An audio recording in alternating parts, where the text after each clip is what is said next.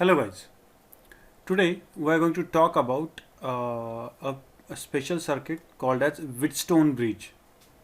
Now, whatever the circuit you are seeing on the board screen right now is called as Wheatstone bridge. Now, in this Wheatstone bridge, this basically this whole circuitry is considered to be as Wheatstone bridge network. ये वाला जो network होता है इस network का एक speciality है, ठीक है ना। इस नेटवर्क का एक स्पेशलिटी है, यहाँ पे आपको दिख रहा है कि यहाँ पे एक R1 है, दूसरा एक R2 है, तीसरा सॉरी ये R2 है, तीसरा R3 है, चौथा R4 है, और बीच में ये जो है it is called as galvanometer जो करंट मेजर कर रहा है। यहाँ पे बाद में हम गैल्वेनोमीटर के बारे में डिटेल में बात करेंगे, लेकिन यहाँ पे जो मुझे गैल्वेनोमीटर दिख रहा है बेसिकली ये करंट मेजर कर रहा है। अब ये वाला जो गैल्वेनोमीटर है at a particular set of R1, R2, R3, R4, ये जो गैल्वेनोमीटर होता है इसमें से जीरो करंट फ्लो होता है, IG is equal to zero होता है। वो वाला जो नेटवर्क होता है जहां पे IG is equal to zero है उस नेटवर्क को कहा जाता है balanced Wheatstone bridge, BALAN, balanced bridge. क्या कहा जाता है? बैलेंस्ड ब्रिज कहा जाता है, फिर बैलेंस्ड व्हीटस्टोन ब्रिज कहा जाता है।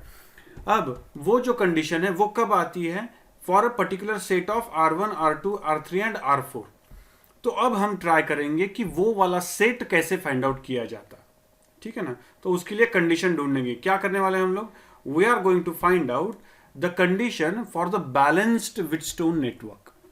Balanced Wheatstone network. What do you mean by balanced Wheatstone network?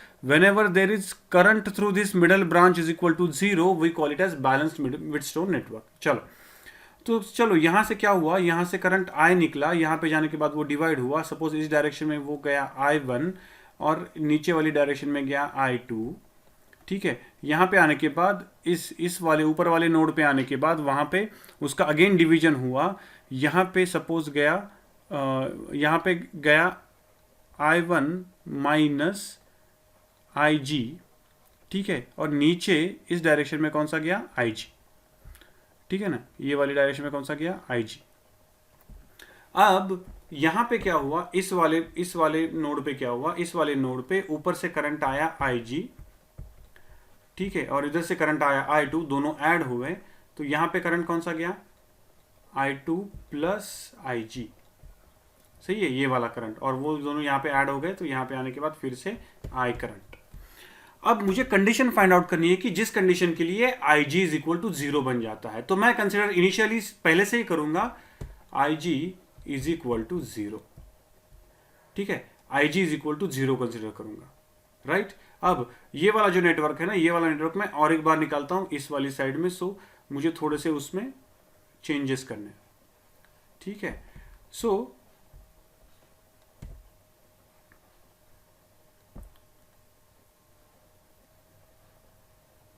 ठीक है, अब यहां पे हुआ ये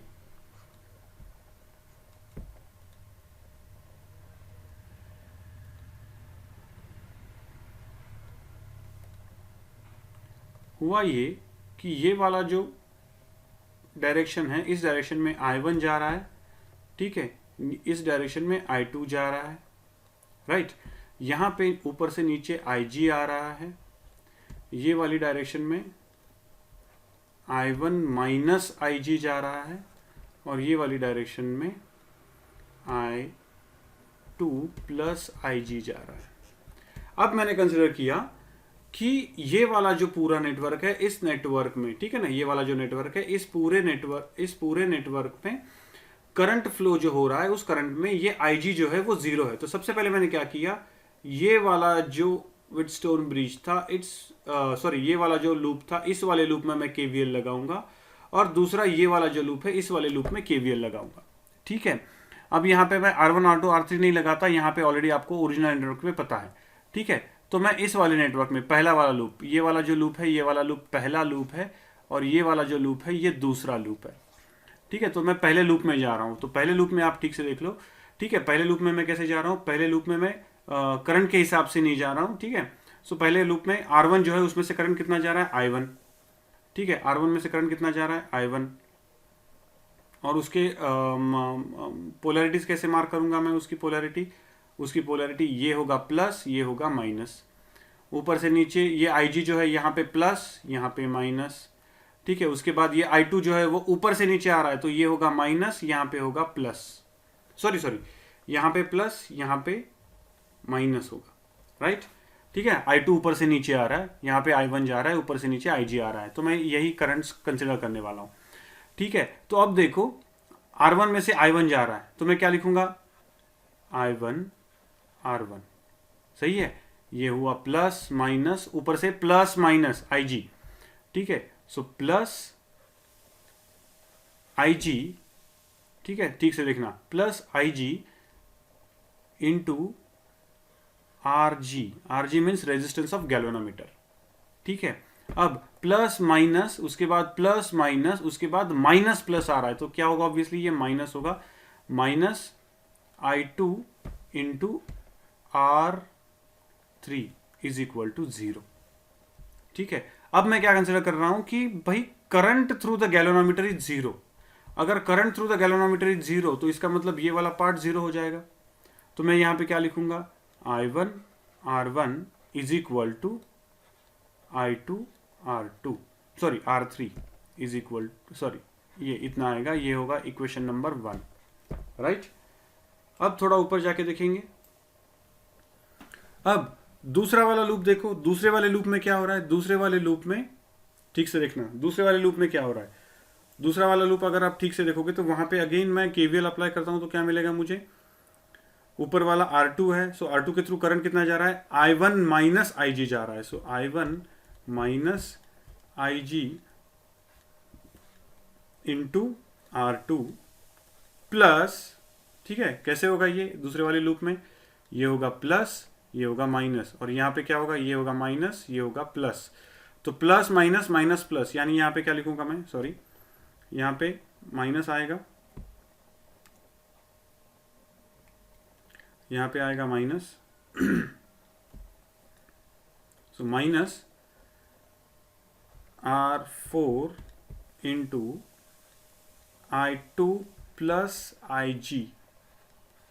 कुछ नहीं कर रहा हूं मैं, यहाँ पे रेजिस्टेंसेस और उनमें से जाने वाला करंट, इनका मल्टीप्लिकेशन लिख रहा हूं, और उनके जो वोल्टेजेस हैं उनकी पोलैरिटीज मैंने मार्क करके रखी हुई है। उसके बाद अगेन यहाँ पे कैसे हो रहा है? ये माइनस प्लस, यानी इन इसका और पोटेंशियल थ्रू द गैल्वेनोमीटर का सेम होगा साइन, तो minus IG into RG is equal to 0। Again मैंने IG इज इक्वल टू 0 रख दिया, यहाँ पे मैंने पहले ही बोल चुका हूं मैं IG इज इक्वल टू 0। तो IG इज इक्वल टू 0 रखने के बाद क्या मिलेगा मुझे? I1 R2 is equal to I2 into R4, ठीक है। यानी ये मुझे मिला इक्वेशन नंबर 2, ये मिला मुझे equation number 2। Dividing equation 1 by equation 2 मुझे क्या मिलेगा? R1 upon R2 is equal to R3 upon R4। ये जो कंडीशन है, this condition is called as condition for balanced Wheatstone network. Balance Wheatstone network यानी अगर ऐसी वाली कंडीशन है, ऐसे वाला अगर डायग्राम है, अगर ऐसे वाले अरेंजमेंट है, इस अरेंजमेंट में अगर R1 upon R2 is equal to R3 upon R4 बन जाता है, R1 upon R2 is equal to R3 upon R4 अगर बन जाता है, तो उनके सेंटर में ये जो ब्रांच है, इस वाली ब्रांच में से करंट 0 फ्लो होगा, उसमें से करंट 0 फ्लो होगा। अगर ये कंडीशन ट्रू हो जाती है, अगर ये कंडीशन किसी भी वक्त ट्रू है, तो इसका मतलब ये है कि आपका जो व्हिटस्टोन नेटवर्क है वो बैलेंस्ड है। आपका जो व्हिटस्टोन नेटवर्क है वो बैलेंस्ड है। उसमें और एक इंपॉर्टेंट फैक्टर आ जाता है कि बैटरी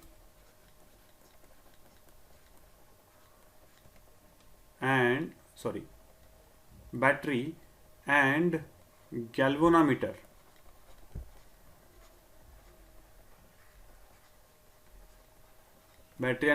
ये दोनों इंटरचेंजेबल होते हैं। इनके प्लेसेस जो होते हैं वो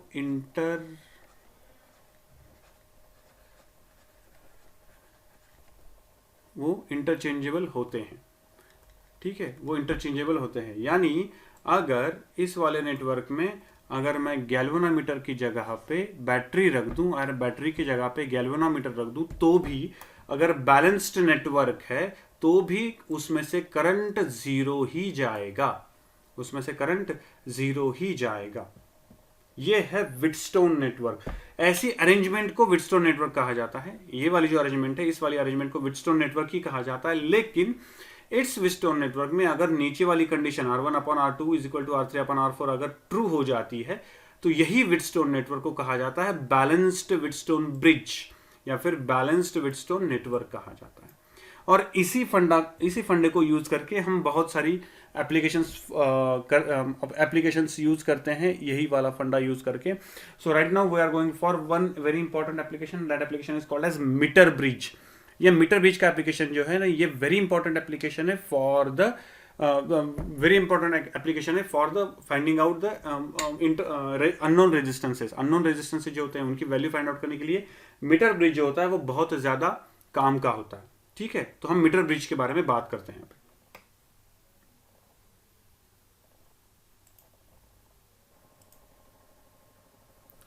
Okay, so now we are going to talk about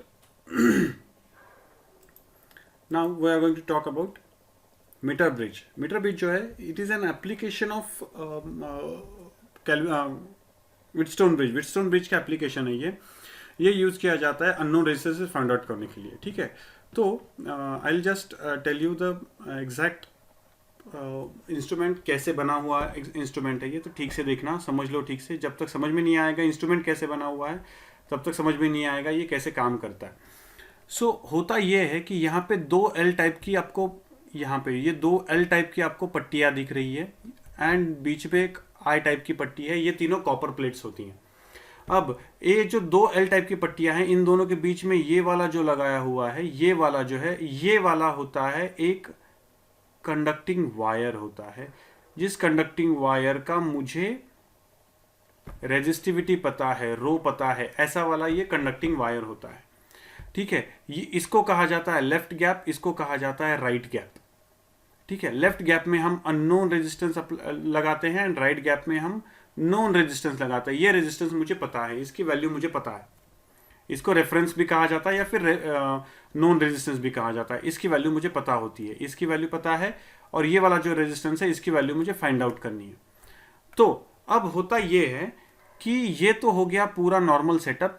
ये जो आई टाइप की पट्टी होती है, इस आई टाइप की पट्टी के बीच में से एक कंडक्टिंग वायर निकाल के थ्रू द गैल्वेनोमीटर उसका एक दूसरा एंड जो होता है दैट एंड पे एक पिवोट लगाया जाता है। पिवोट यानी कंडक्टिंग टाइप का एक पेंसिल टाइप का, ठीक है ना, एक कंडक्टिंग पेंसिल टाइप का एक इंस्ट्रूमेंट होता है which can slide over this whole wire. इस होल वायर के अराउंड ये स्लाइड हो सकता है। ठीक है, अब इस वायर को, इस ये पूरा जो सेटअप है, इस सेटअप का अगर मुझे ये निकालना है, डायग्राम निकालनी है मुझे इस सेटअप की, तो यहाँ पे सबसे पहले मुझे यहाँ से लेके यहाँ तक ये जो लेंथ होती है ये होती है 1 मीटर, इसलिए इसको मीटर ब्रिज कहा जाता है। ये होती है 1 मीटर। तो सपोज यहाँ से लेके यहाँ तक ये वाली जो है ये L1 लेंथ है जहाँ पे वो पिवोट कनेक्टेड है, और उसके आगे वाली जो लेंथ है वो L2 कंसिडर कर लो। ठीक है, L2 कंसिडर कर लो। अब ये वाला जो पार्ट है, इस वाले पार्ट को हम थोड़ा सा अगर सर्किटरी फॉर्म में अगर रिप्रेजेंट करना चाहें तो उसको कैसे कर सकते हैं,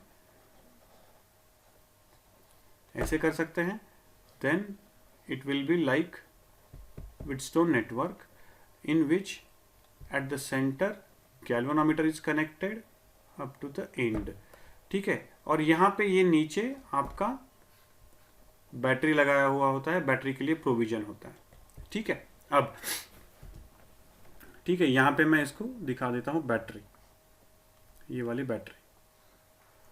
राइट, अब देखो आप ठीक से कि ये वाला जो रेजिस्टेंस है, ये वाला रेजिस्टेंस आपका X रेजिस्टेंस है, ये वाला जो रेजिस्टेंस है ये आपका R रेजिस्टेंस है। लेकिन इंटरेस्टिंग पार्ट ये है, ये वाला रेजिस्टेंस कौन सा है, तो ये वाला रेजिस्टेंस है बेसिकली यहां से लेके यहां तक ये जो L1 लेंथ है, उस L1 लेंथ की वजह से इस कंडक्टर ने जितना रेजिस्टेंस तैयार किया हुआ है वो रेजिस्टेंस है। इसको मैं कहूंगा अभी RL1।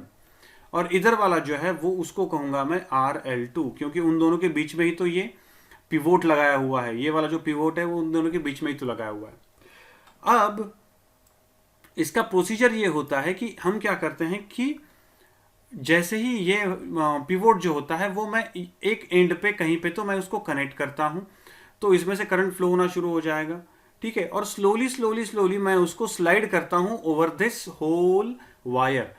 तो इस वायर पे मैं स्लोली स्लोली उसको स्लाइड करना शुरू कर देता हूं। तो सपोज मैंने एक राइट साइड में मैंने उसको अटैच किया, जैसे से मैं इस तरफ घुमाना शुरू कर दूंगा, उसको लेफ्ट की तरफ लेके जाऊंगा।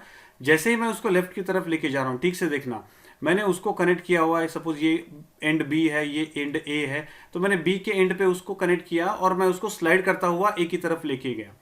जैसे जैसे मैं ए की तरफ जा रहा हूं वैसे वैसे L1 जो लेंथ है, इफेक्टिव L1 लेंथ कम होती हुई जा रही है और L2 लेंथ बढ़ती हुई जा रही है। इसका मतलब RL1 जो है वो कम होता हुआ जा रहा है एंड RL2 जो है वो बढ़ता हुआ जा रहा है, क्योंकि length is directly proportional to resistance. Length जितनी ज्यादा उतना रेजिस्टेंस ज्यादा। यानी अब क्या होगा कि एक पर्टिकुलर पॉइंट मुझे इस पूरी लेंथ में ऐसा आएगा कि जहां पे ये गैल्वेनोमीटर यानी ये वाला जो गैल्वेनोमीटर है वो रीडिंग 0 दिखाएगा, उसे कहा जाता है बैलेंस पॉइंट। उसे कहा जाता है बैलेंस पॉइंट। जैसे ही वो पॉइंट मिल जाता है मैं यहां पे कंक्लूड कर सकता हूं कि x divided by RL1 is equal to x divided bye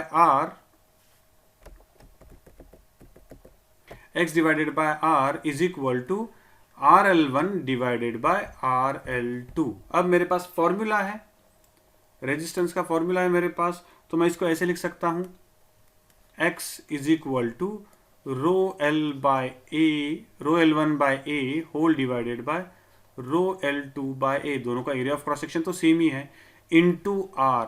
तो रो कटा ए कटा, सो मुझे मिलता है final answer x is equal to L1 divided by L2 into R। ठीक है, ये R कौन है? ये R है नोन रेजिस्टेंस, ये R है known resistance. This is how in the meter bridge we find out the value of x. x क्या है हमारा? x is a unknown resistance which is attached over there. x is unknown resistance which is attached over there. अब ये वाला जो है ये metre bridge का एक्सपेरिमेंट हमें अननोन रेजिस्टेंस फाइंड आउट करने में हेल्प करता है। इसका एक छोटा सा और एक चीज होती है जो प्रैक्टिकली हम करते हैं कि हम क्या करते हैं कि देखो यहाँ पे मैं एक्सपेक्ट करके यहाँ पे मैंने जो कुछ भी किया वहाँ पे मैंने R तो कंसिडर किया, X भी कंसिडर किया, लेकिन मैं यहाँ पे जो कॉपर प्लेट्स लगी हुई हैं इन कॉपर प्लेट्स का मैंने रेजिस्टेंस कंसिडर नहीं किया। ठीक है, दूसरी एक बात है कि यहाँ पे मैं जो पूरा का पूरा रेजिस्टेंस यहाँ पे मुझे मिल रहा है, ठीक है ना, ये पूरा का पूरा जो वायर है, इस पूरे वायर जो रेजिस्टेंस मिल रहा है, तो मैं कंसिडर करके चल रहा हूँ कि ये पूरा वायर 1 मीटर है, लेकिन यहाँ पे वो कहीं ना कहीं पे तो अटैच्ड होगा, यहाँ पे भी दोनों एंड पे कहीं ना कहीं पे तो अटैच होगा। इसका मतलब वो पूरा का पूरा जहाँ पे अटैच है वहाँ पे भी देयर इज अ पॉसिबिलिटी कि वहाँ पे आपको रेजिस्टेंस नहीं मिलेगा, सॉरी रेजिस्टेंस मिलेगा। सो ये सारी चीजें कंसिडर करते हुए we try to find out the null point, ठीक है ना, null point at the centre.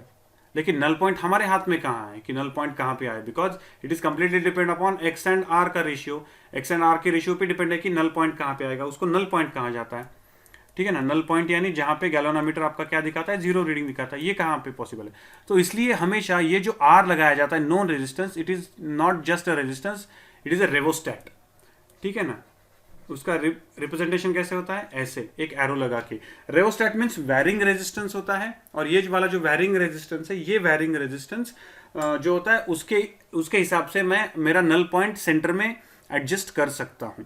और एक इंटरेस्टिंग फैक्टर आ जाता है यहाँ पे कि भाई यहाँ पे x इज इक्वल टू मैं लिख सकता हूं L1 divided bye 100 minus L1। ठीक है, अगर मैंने सेंटीमीटर में लिया तो मल्टीप्लाइड बाय R। अगर मैं सेंटीमीटर में लेता हूं बिकॉज ये जो स्केल होगी, ठीक है, यहाँ पे ये जो वायर होता है, इस वायर के नीचे एक स्केल लगी हुई होती है। ये वाला जो वायर होता है इसके नीचे एक स्केल लगी हुई होती है, मीटर स्केल, जिसपे मार्किंग होती है सेंटीमीटर्स की। तो मैं जब भी लेंथ फाइंड आउट करूंगा तो मैं लेंथ फाइंड आउट करूंगा सेंटीमीटर्स में।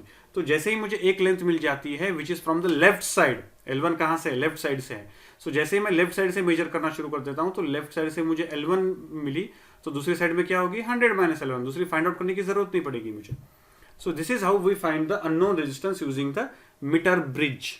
ठीक है, मीटर ब्रिज को यूज करके हम अननोन रेजिस्टेंस ऐसे फाइंड आउट करते हैं. और एक ब्रिज है केल्विन्स ब्रिज, लेकिन वो आपके सिलेबस में है नहीं, that is remove from your syllabus. तो अगर आपको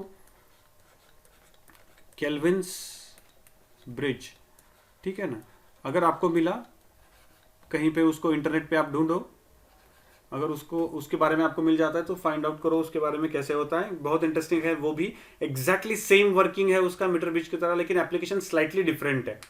ठीक है, यहाँ पे basically Kelvin's bridge is used to find the resistance of the galvanometer. Galvanometer का रेजिस्टेंस फाइंड आउट करने के लिए केल्विन्स ब्रिज यूज किया जाता है. बिकॉज यहाँ पे आप कंसिडर करके चल रहे हो कि गैल्वेनोमीटर से करंट जीरो जा रहा है, लेकिन यहाँ पे गैल्वेनोमीटर का रेजिस्टेंस जो है वो हमने पिक्चर में लिया ही नहीं कहीं पे भी. तो वो भी हमें पिक्चर में कभी कभी लेना पड़ता है. कुछ कुछ नेटवर्क्स में मुझे गैल्वेनोमीटर का रेजिस्टेंस लगता है, तो वो फाइंड आउट करने के लिए केल्विन्स ब्रिज यूज किया जाता है. So this is what the metre bridge is. Thank you.